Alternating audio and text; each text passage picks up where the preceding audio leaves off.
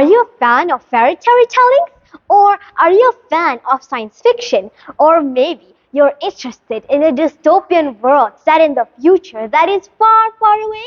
If you are, then I think that this book is perfect for you. Hello!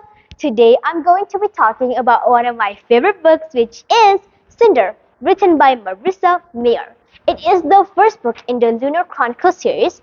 It contains 392 pages and is first published in 2012 under Farewell and Friends. The story has introduced us to our main character named Cinder.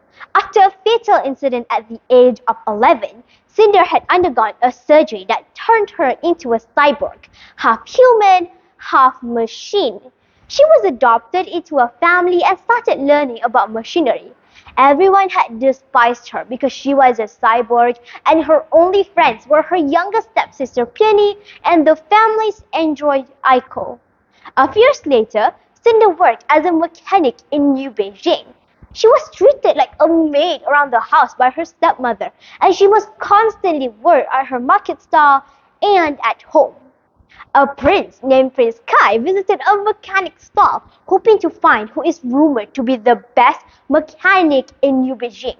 He met Cinder, who was not all that he was expecting. Well, little did they know this little meeting would change the course of their lives and the whole universe. At the end of the book, the readers were revealed that Cinder was actually the lost princess of Luna, who is said to be dead in a house fire. For me, one of the main qualities of the book is definitely their characters and their relationship with each other.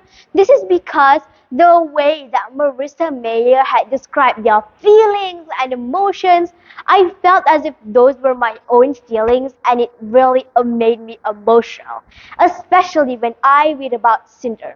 The story of Cinder was a bit tragic. After the death of her parents and after she became a cyborg, she was considered as a second-class citizen.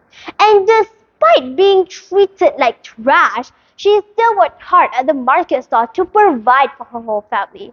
I love Cinder because of her determination and perseverance.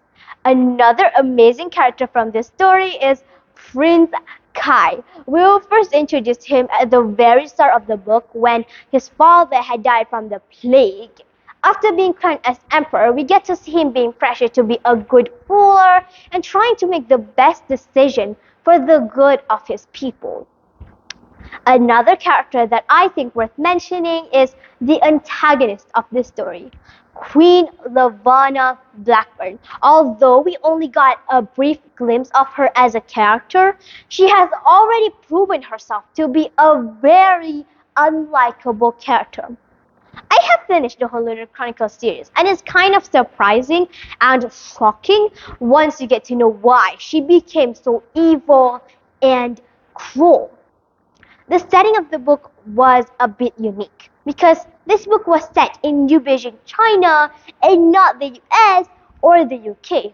Admittedly, there are a lot more diversity in books now than there used to be, but we're still sorely lacking in books set in non-Western countries. The concept of the book was amazing because who wouldn't want to read about fairy tales in the future? But the way that Marissa Mayer had executed this story is well done and unique, and she had created such a thrilling and interesting story. There are some moral values that I learned after reading Cinder. First is perseverance. One of the main themes of Cinder is the idea of perseverance in the face of adversity.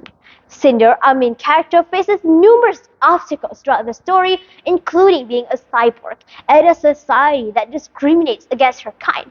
However, she never gives up and continues to fight for what she believed in, even when the odds are against her. Second is compassion. Cinder shows compassion towards those who are marginalized, such as the android Aiko, and even towards her youngest stepsister Peony, who is kind to her despite the mistreatment that Cinder receives from her stepmother. And finally, justice. This book highlights the importance of justice and standing up for what is right. Cinder becomes involved in a political conspiracy that threatens the safety of her world, and she ultimately makes a stand to ensure that the right people are held accountable. In conclusion, Cinder is by far one of the most unique and intriguing stories that I have read in recent years. And I would highly recommend it if you have similar interests like mine and enjoy both a science fiction and retelling, because this is a spectacular mashup of both. Overall, I would rate this book a 4 out of 5 stars, and you can get this book at your local bookstore or you can get it from Shopee. I hope to see you soon again. Goodbye.